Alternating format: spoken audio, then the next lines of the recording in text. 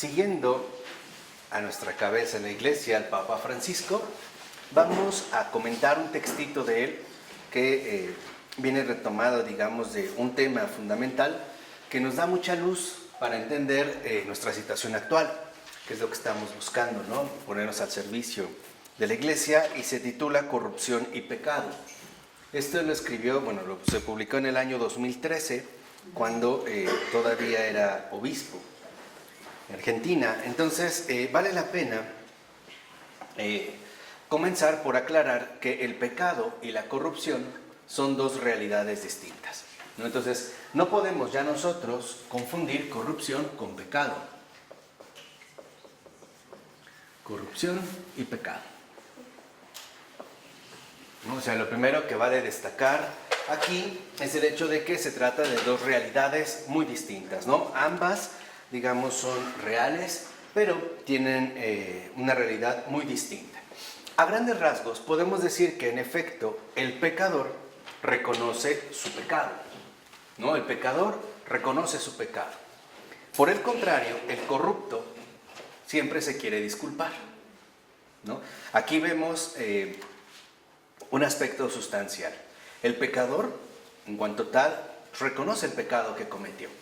En cambio, el corrupto siempre se quiere disculpar, ¿no? El corrupto, digamos, o la corrupción, que es un estado del alma, siempre trata de encontrar justificaciones para los errores cometidos o para los pecados que ha cometido, ¿no? Para el corrupto, en pocas palabras, todos están mal menos él, ¿no? Los demás son la fuente a partir de la cual él se comporta mal, ¿no? Entonces busca disculparse. Entonces, por ejemplo, si el corrupto es soberbio, él va a tender a culpar a los demás, ¿no? A culpabilizar a los demás, a encontrar en los demás la fuente real de su culpa, ¿no? O sea, si por ejemplo yo soy corrupto y trato mal a mi mamá, entonces yo voy a decir que yo soy malo con mi mamá porque mi mamá se lo merece, no por mí. Por el contrario, el pecador sí tiene una característica muy particular, y es asume su culpa y además se arrepiente. Entonces vemos cómo en el caso del pecado, ¿no? Corrupción y pecado, el que es pecador reconoce la culpa y también el arrepentimiento. En cambio, podemos decir que en la corrupción no se reconoce la culpa, no se reconoce el pecado, no hay un arrepentimiento, pero sí hay acusación, ¿no? Para el corrupto, lo importante es acusar, ¿no? Es aquel que no reconoce sus propios errores y que busca, en este sentido, acusar a los demás. Entonces, por ejemplo, el pecado, como dice el Papa Francisco, se perdona. En cambio, la corrupción huele mal, y por eso hay que desterrarla. Y es por esto que vamos a comentar este textito, aprovechándolo también con el curso que hemos iniciado de Charles Taylor. Porque una de las cosas en las que va a insistir el Papa Francisco, Carlos Bergoglio, en este libro, es muy sencillo. Y es que el pecado se perdona. O sea, el pecado, vamos a decirlo así, no es tan grave como podemos suponer. Pero la corrupción hay que curarla.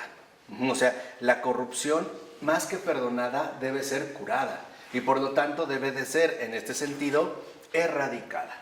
Entonces, lo que busca finalmente el Papa Francisco es que entendamos que el pecado implica el perdón, ¿no? O sea, reconocemos nuestros pecados, nuestros errores, y por lo tanto también el acceso al perdón. Pero la corrupción, que en esta característica central no siempre es la acusación, etcétera, lo que involucra es curación, no perdón. Hoy en día podremos ir viendo poco a poco cómo, en efecto, nuestra sociedad actual, ante todo, vive en el ámbito de la corrupción, no tanto en el ámbito del pecado.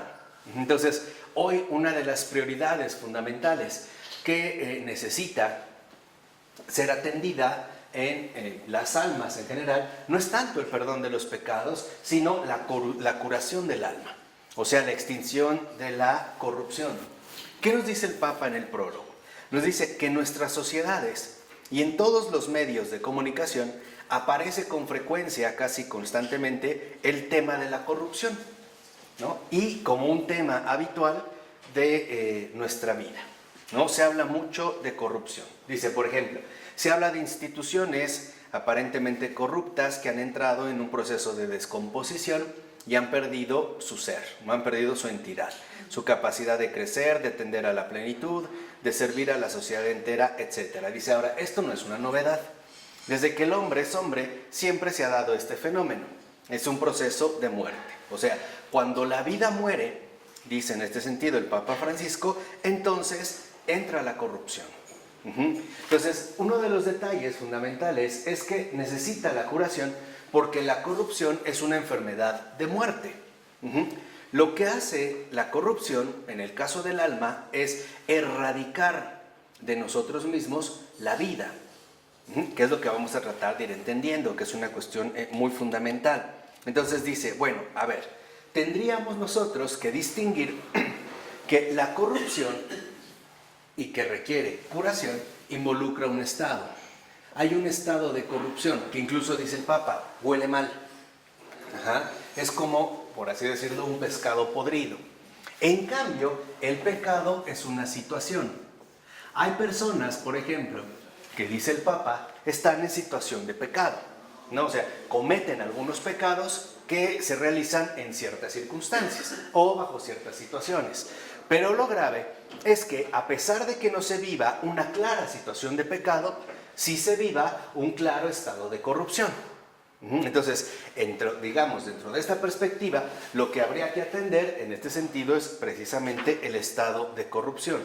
Porque dice el Papa Francisco que el estado de corrupción y la situación de pecado son realidades muy distintas, que hay que aprender a identificar a pesar de que puedan ir, digamos, bastante juntas. Dice, nos hará bien, y también por ello es que lo damos aquí, nos hará bien reflexionar sobre este problema, hacerlo juntos, y también sobre su relación con el pecado. Y lo que busca en ese sentido el Papa Francisco es sacudirnos el alma. Él tiene en sus escritos como expresiones muy bonitas porque son muy ordinarias, pero son como muy potentes, ¿no? El Papa Francisco no es de grandes escritos. Es de pocas palabras, pero como contundentes. Entonces dice, bueno, hay que sacudirnos el alma con la fuerza profética del Evangelio que nos sitúa en la verdad de las cosas, removiendo la hojarasca que la debilidad humana, unida a la complicidad, crea el humus apto para la corrupción. O sea, el sustrato, el fertilizante, ¿no?, que empleamos para desarrollar un estado de corrupción es debilidad humana y complicidad. Entonces, la corrupción, a su vez, en este estado, tiene dos factores. Uno, debilidad humana.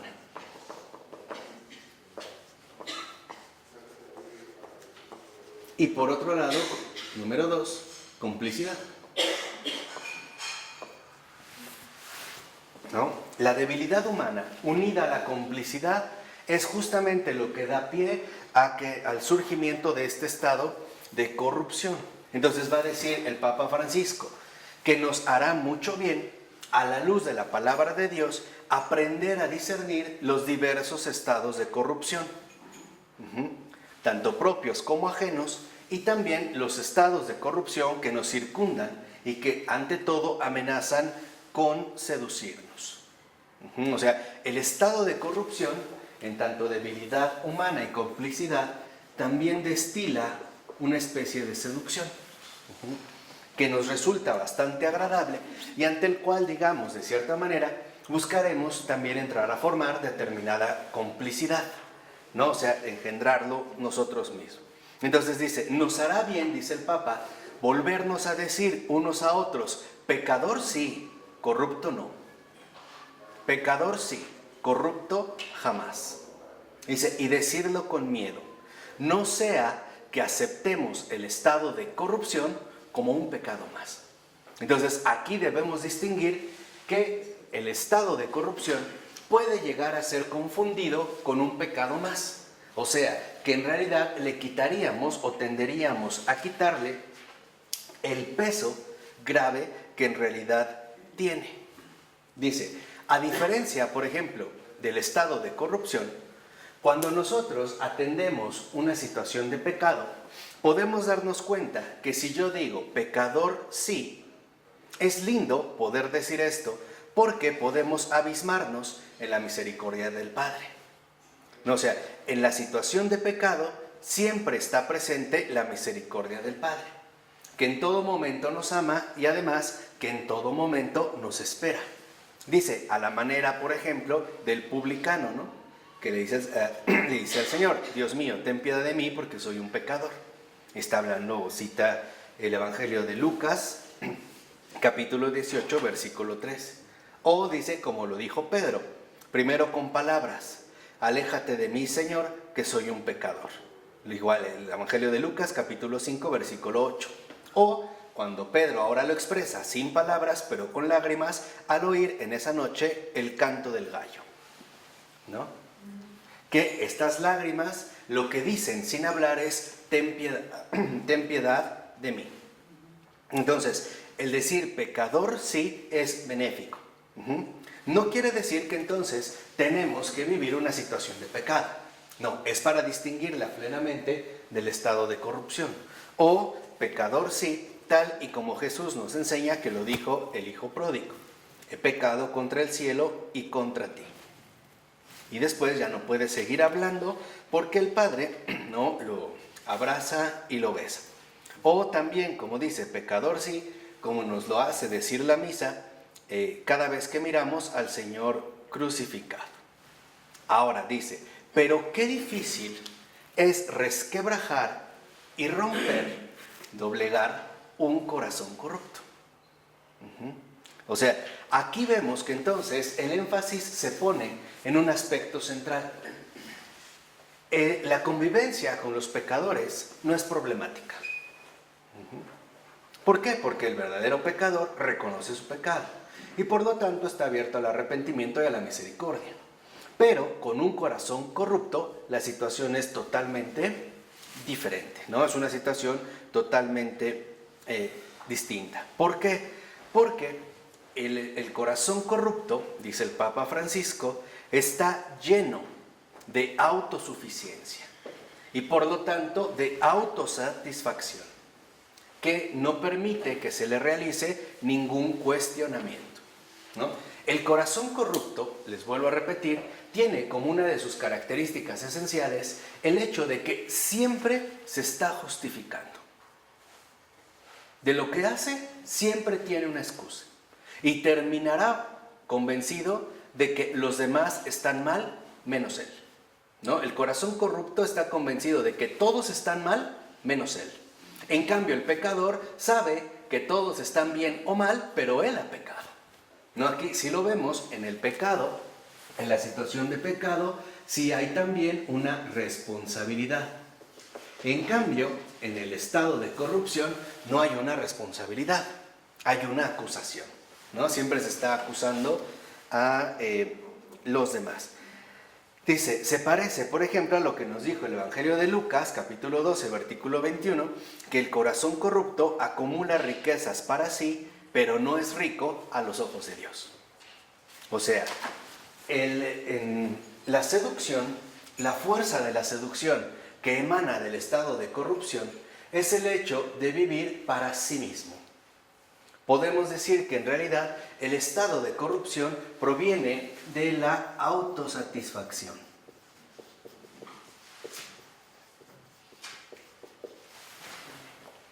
Esta autosatisfacción lo conduce a engañarse y suponer desde su corazón que él está bien, que él ha estado bien, que incluso tal vez nunca ha cometido pecados, que son los demás los que están mal, o los que deberían de cambiar, o los que tienen cuentas pendientes, pero esa persona no. O sea, el corazón corrupto está satisfecho consigo mismo.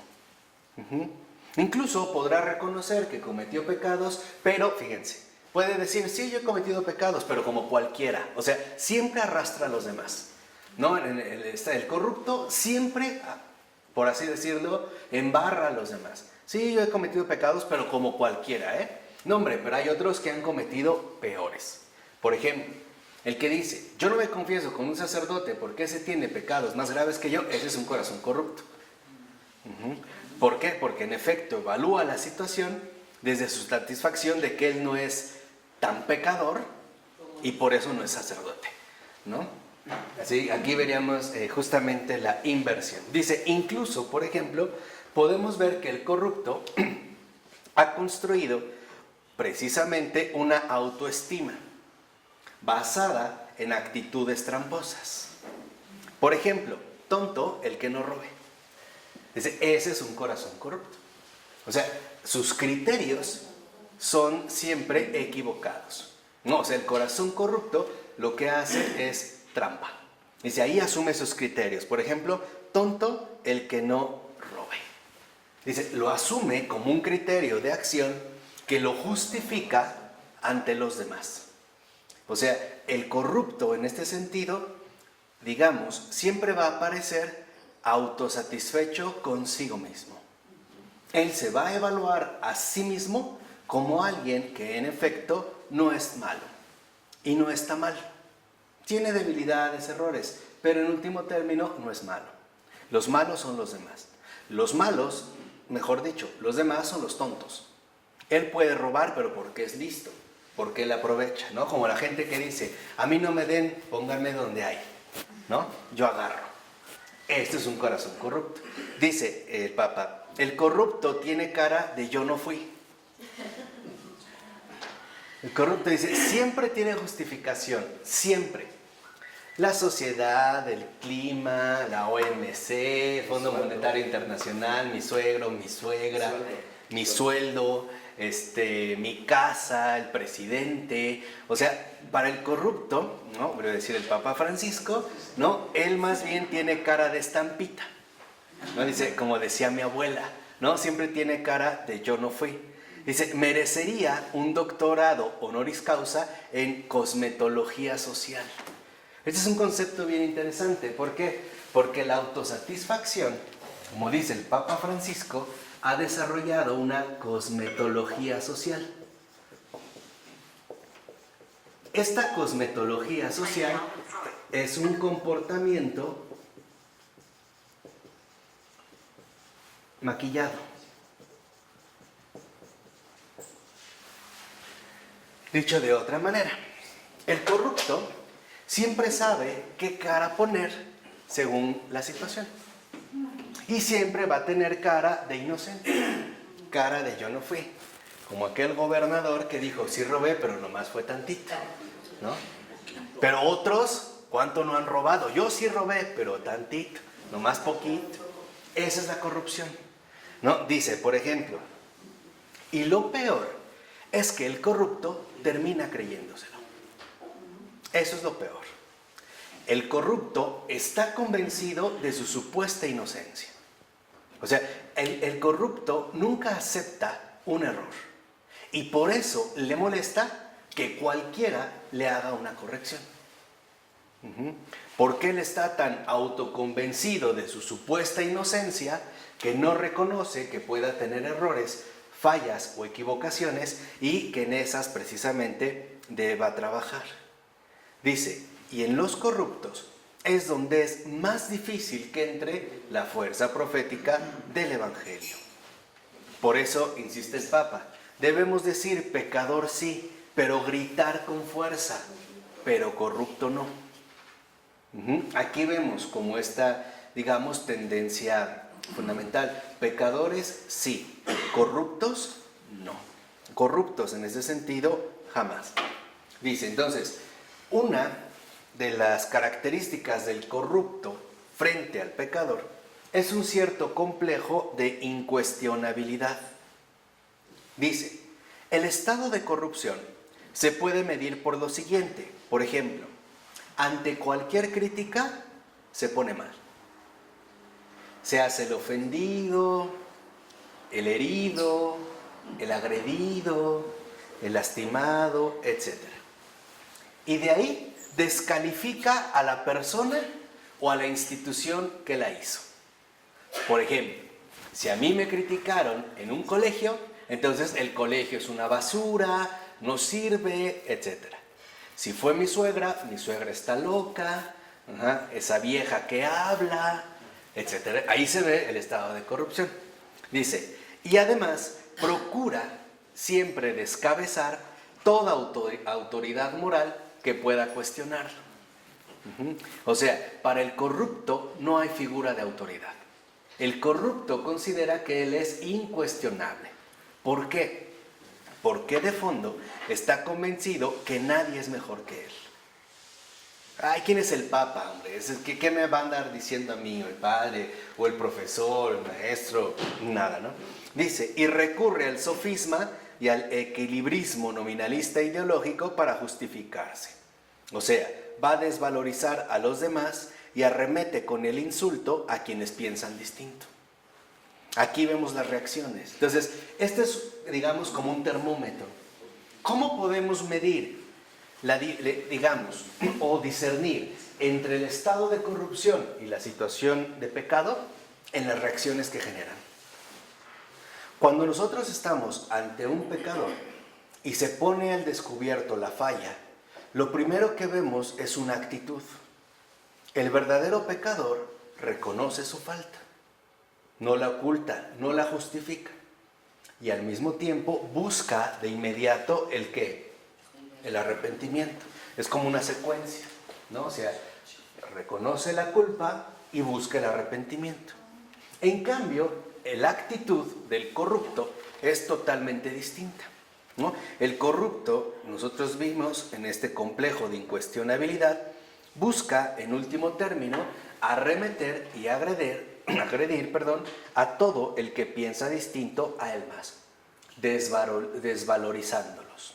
O sea, el corrupto no acepta jamás una culpa y por lo mismo, cuando alguien le hace ver una culpa, él de inmediato va a arremeter contra el que le hizo notar este defecto. El corrupto es la persona que dice, ¿tú qué me dices si tú eres peor que yo? O tú estás peor, o cosas por el estilo. Ahí se ve el grado de corrupción, ¿no? Que hay, digamos, en las reacciones precisamente en nuestra alma. Y podemos leer del Evangelio según San Juan, el capítulo 9, versículo 34. Dice, el corrupto le tiene miedo a la luz. ¿Por qué? Porque su alma ha adquirido características de lombriz. Fíjense, estas expresiones, digo, tan hermosas del Papa, ¿no? Dice, el corrupto ha adquirido, ¿no?, características de lombriz. Le gusta andar en tinieblas y bajo tierra. Dicho de otra manera, otra de las características fundamentales del corrupto es la hipocresía. Nunca da la cara, siempre la esconde. Por eso siempre va a arremeter contra el otro.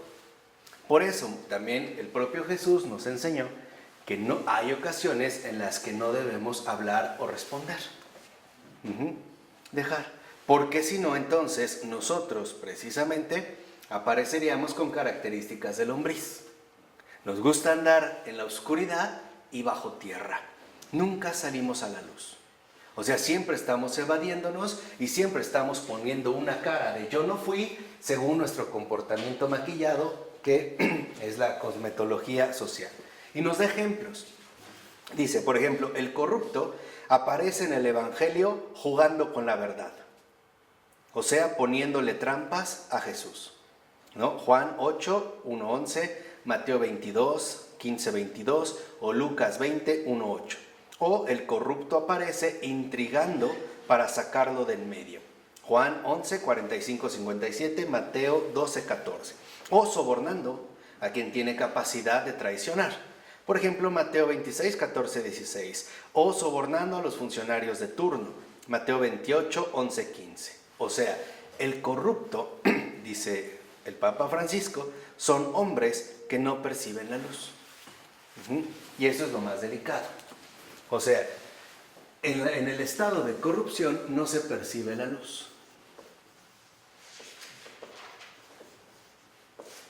Ya habíamos dicho, ¿no? Tienen características de lombriz, siempre oscuras y bajo tierra. Entonces, el corazón corrupto no percibe la luz y por lo tanto está autoconvencido que los demás son los que están mal, menos él. El corrupto no es capaz de aceptar una falla, siempre tiene excusas. ¿Por qué? Porque el corrupto, en efecto, no percibe la luz porque está bajo tierra y piensa que todo es pura oscuridad. Por eso, y esto es algo delicado, como el corrupto está tan acostumbrado a la oscuridad, lo único que ve es oscuridad. Por eso es que el corrupto siempre arremete contra los demás. Y lo único que ve es la oscuridad que puede llegar a ver, o por lo menos a suponer, en otra persona. La puede ver directamente diciendo, bueno, si tú eres peor que yo. O aquel, por ejemplo, les ponía el caso del sacerdote de si ese es más pecador que yo. O sea, no lo ve, pero supone que ahí también hay oscuridad. Entonces, dice aquí, podemos releer los evangelios y darnos cuenta precisamente en qué consisten los rasgos típicos de estos personajes, o sea, de los corruptos, y la reacción que tienen ante la luz que trae el Señor. El corrupto, como dijimos, siempre reacciona, siempre busca precisamente defenderse. En cambio, el pecador no. De hecho, podemos ver que en la verdadera situación de pecado no solo hay responsabilidad, también hay humildad. Por ejemplo, el hijo pródigo no llega hablando de las mujeres disolutas que lo empobrecieron. No, él llega con su culpa. ¿Y de qué habla? De su culpa. Por eso ahí así empieza, ¿no? Padre, he pecado contra el cielo y contra ti. No merezco llamarme hijo tuyo. No dice, es que me sonsacaron esas viejas, no sé qué, o me robaron, nada. O sea, él habla de lo suyo. De hecho, esto es muchas veces la confusión que se vive en un confesionario. En un confesionario, lo que se hace es exponer nuestras culpas. Lo que yo reconozco en conciencia que hice mal. Entonces, expongo mi culpa, pero al mismo tiempo busco el ¿qué? El arrepentimiento. Estos pasos es un gesto de humildad, de responsabilidad, y por lo tanto es lo que nos abre la puerta a la misericordia. En cambio, cuando no llega una persona en situación de pecado, sino en estado de corrupción, utiliza el confesionario como un vomitadero y va a hablar mal de todos, menos de sí mismo. Y no va a hablar de sus culpas, va a hablar de las debilidades que no pudo evitar porque los demás de plano lo hicieron caer. Por eso, cuando uno vive la confesión desde el estado de corrupción, no hay avance. Porque utilizamos el confesionario como un vomitadero y además como un justificadero de todas nuestras porquerías. Vamos a hablar, digamos, de los demás poniendo carita de yo no fui, pero no reconociendo la culpa que realmente nos toca. Entonces, a lo que nos invita el Papa Francisco es a que recapacitemos en el estado de corrupción, porque es lo que desmorona a la sociedad y a la persona misma. Y por lo tanto, dice el Papa, debemos estar en un estado atento de vigilancia, en un estado que nos permita distanciarnos de esta cotidianidad de complicidad que con él, a través y poco a poco del pecado, nos puede conducir a la corrupción. Y aquí sería, digamos, como otra indicación fundamental. Si nosotros no somos sinceros en la situación de pecado, lo que vamos a hacer es ir de aquí a acá. Este es, digamos, como el paso delicado, que es lo que hoy en día estamos viviendo. O sea, si yo no asumo realmente mi culpa y con sinceridad mi situación de pecado, sino que empiezo a inventarme excusas, justificaciones, pretextos para evadirla, poco a poco voy a pasar de una situación de pecado a un estado de ¿qué? De corrupción. Llegando al grado de suponer que yo no necesito confesarme porque prácticamente no tengo de qué confesarme. Más bien es mi mamá la que tendría que venir a confesarse de cómo me trata tan mal, porque no me tiene mi leche tibia, ¿no? O porque le dejó doble raya a mi pantalón. Entonces empezamos a cambiar en este sentido de actitud, ¿no? Entonces vemos, y aquí es donde da la clave, o una clave muy central, el Papa Francisco, diciéndonos que toda la corrupción social que vemos y vivimos provienen de un corazón corrupto. Dice, todo el desmoronamiento social que vemos proviene de un corazón corrupto. Vean, no dice que viene de un pecado, Dice, no es resultado de un pecado, es resultado de la corrupción. No es un pecador el que ha llevado a esta tragedia, es más bien un corrupto. Podríamos decir, precisamente los que causan los verdaderos daños. Dice, ahora, aquí está el asunto, un corazón corrupto. Bueno, ¿y por qué un corazón se corrompe? Vean, o sea, aquí la pregunta es muy seria, ¿no? ¿Por qué un corazón humano se corrompe? Bueno, dice, el corazón humano es corazón en la medida en que es capaz de referirse a otra cosa. Eso es un corazón humano. O sea, un corazón humano es corazón mientras es capaz de referirse a otra cosa. Por ejemplo, por eso nosotros al hablar del amor lo hablamos refiriéndonos a alguien más. Te amo. Salimos, dice, y en la medida en que es capaz de adherirse a alguien más. O sea, el corazón es capaz de salir de sí mismo. Eso es un corazón humano. Y nosotros lo podemos ver, por ejemplo, a partir de la compasión. Vamos a hacer como un contraste entre la corrupción y la compasión. Si yo veo a una persona en la calle pidiendo dinero y mi corazón realmente es humano, lo que trataré es de aliviar esa situación. Pero si yo tengo un corazón corrupto, lo que yo voy a hacer es, como esta persona me está obligando a salir a la luz a través de la caridad, lo que voy a hacer es arremeter con él y decir que por qué no se pone a trabajar y es un huevón bueno para nada. Ahí se ve mi reacción. Por eso hay mucha gente para quienes los pobres son una molestia. De hecho, hay muchos corazones corruptos que quisieran acabar con todos los pobres y con todos los miserables. ¿Por qué? Porque les obligan a salir a la luz. O sea, es como los obligan a salir debajo de la tierra y no les gusta. Dijimos, ¿no? Ellos no quisieran estar precisamente en la luz. Esa es como su primera reacción, ¿no? Prefieren seguir con las características del lombriz.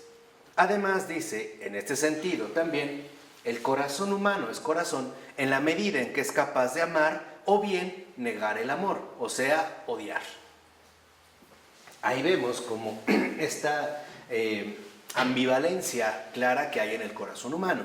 Una capacidad de amar o bien negar el amor, en este caso de odiar.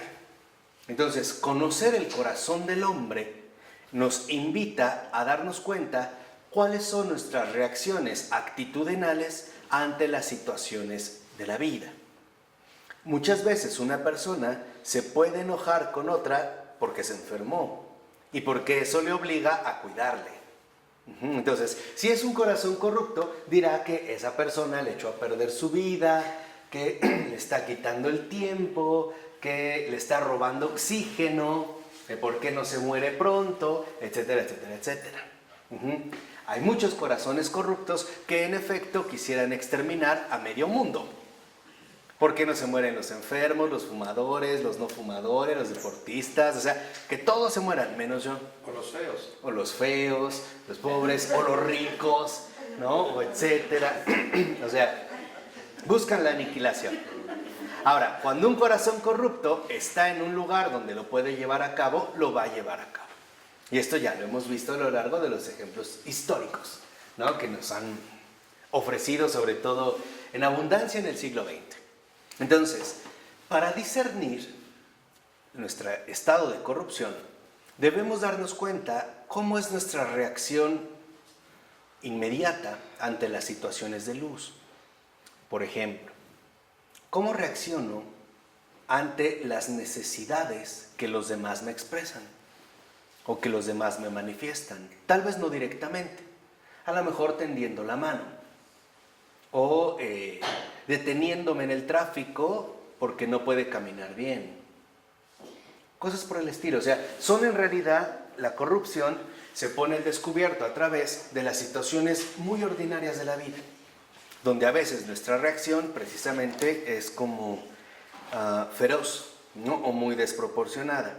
Entonces dice, bueno, lo que tenemos nosotros que darnos cuenta es cuál es el tesoro al que está referido este corazón. Y hay que darnos cuenta si este tesoro en verdad lo libera y plenifica, o bien lo destruye y lo esclaviza. Si el tesoro al que está referido el corazón hace lo último, o sea, destruirlo y esclavizarlo, entonces decimos que este tesoro es el que lo corrompe. Entonces, aquí en esta primera señalización, vemos que la corrupción viene cuando nuestro tesoro somos nosotros mismos. Cuando queremos evaluarlo todo según nuestras propias medidas. Y por lo tanto también según nuestros propios criterios. Por ejemplo, hay personas que se pueden molestar con un enfermo porque esta persona ha sido sana toda su vida. Y no concibe que sea capaz que alguien se pueda enfermar. O no concibe que una persona pueda estar pidiendo en la calle por pedir. No, o sea, siempre tendrá como criterios, ¿no?, para poder, en este caso, justificar su propia dureza. De tal modo que entonces, dice el Papa, se pasa de la corrupción al corazón como autor y al tesoro como el que conserva esta corrupción. O sea, hay una secuencia. La secuencia entonces de la corrupción es, primero, el corazón del hombre, ¿a qué está referido? Esa es la primera secuencia. El corazón del hombre, ¿a qué está referido? Está referido a sí mismo y por lo tanto, él se asume como una medida de todo lo demás. Y si es así, entonces ahí es donde ha colocado su tesoro. Y si este tesoro resulta ser el mismo, entonces este tesoro lo va a esclavizar. Y aquí entonces vemos cómo en esta secuencia, donde no se percibe la luz, lo curioso más bien es que mientras el estado de corrupción niega la luz, la situación de pecado acepta la luz, clama por la luz. Porque el pecador no solo reconoce su culpa, anhela el perdón de Dios y sabe de corazón que este perdón de Dios obviamente le va a ser dado, pero a través de la confesión de esta culpa. Porque el confesar la culpa es lo que nos brinda la sinceridad de corazón.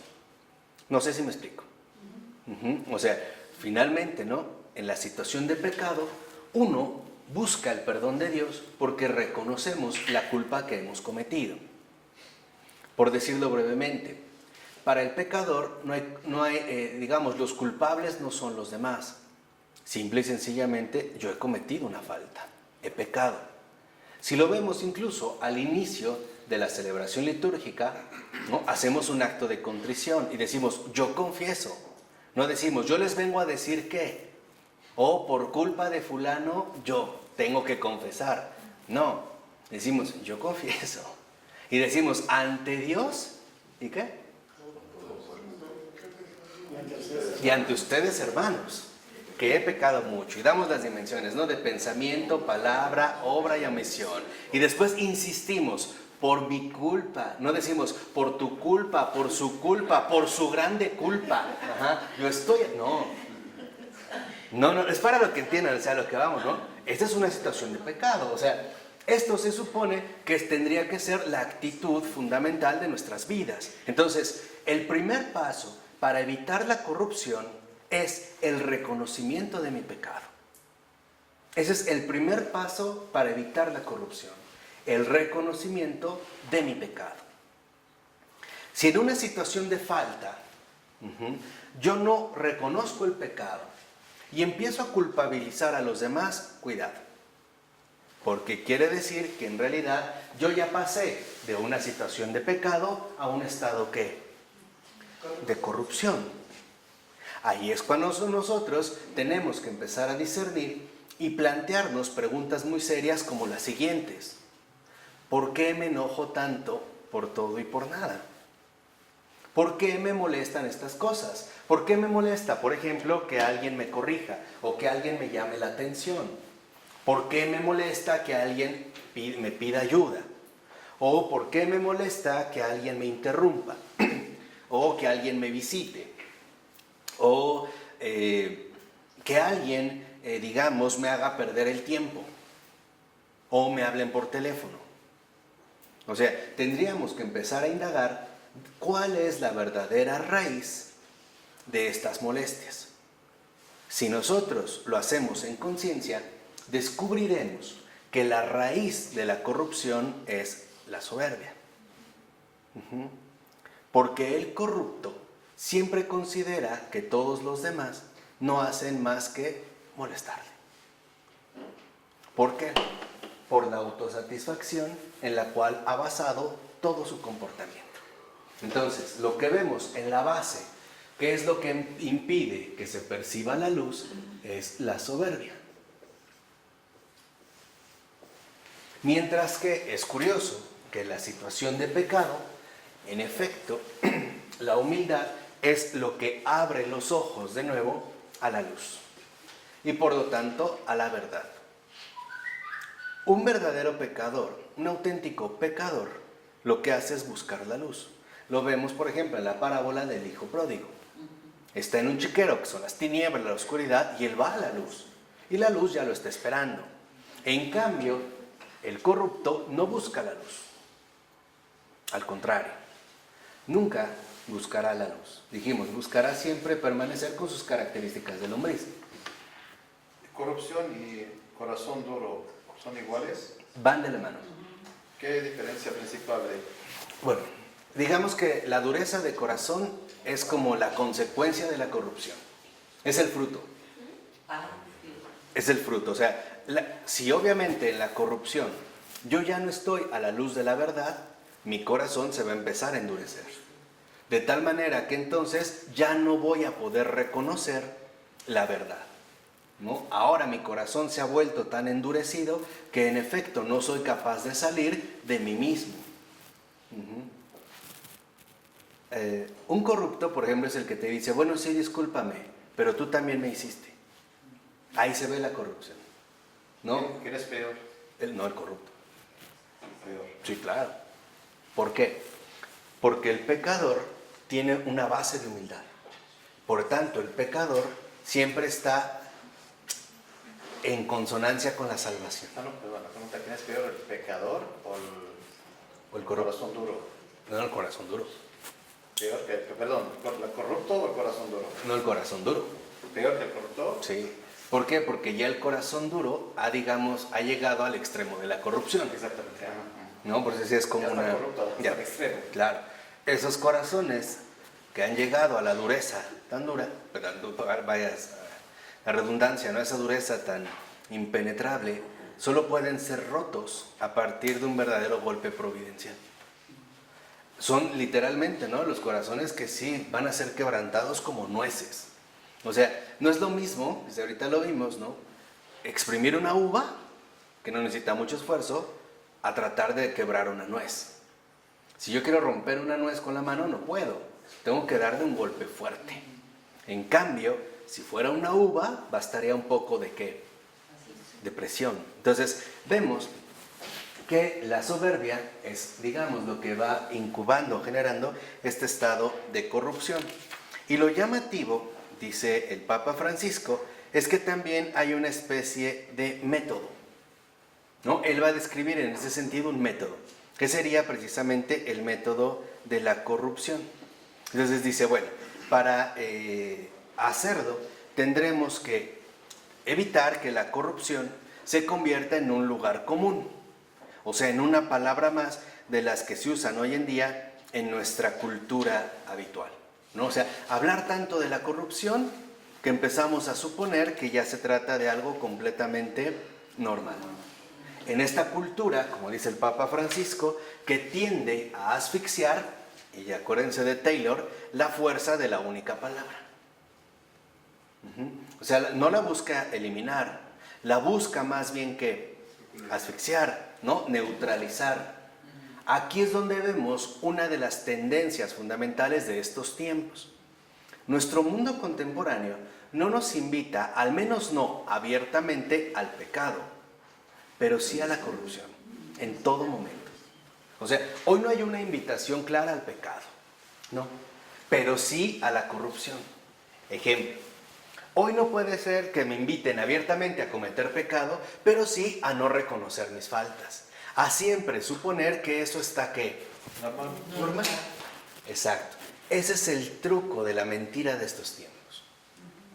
No invitar al pecado abiertamente, pero sí promover discretamente a través de la seducción un estado de corrupción, utilizando incluso argumentos sumamente engañosos como, pero si nos amamos, ¿qué tiene de malo?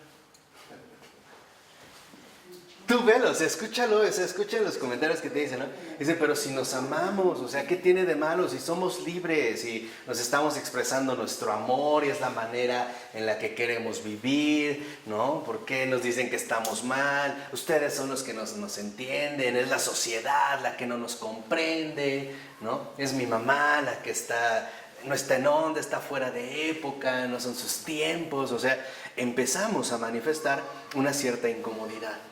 Pero en realidad esta incomodidad proviene de una raíz más delicada, que no nos gusta que nos muestren nuestras equivocaciones. No nos agrada. Entonces siempre que nos quieren sacar a la luz, como buenas lombrices, nos volvemos a meter más hondo, ¿no? O sea, para estar en ese sentido bajo tierra.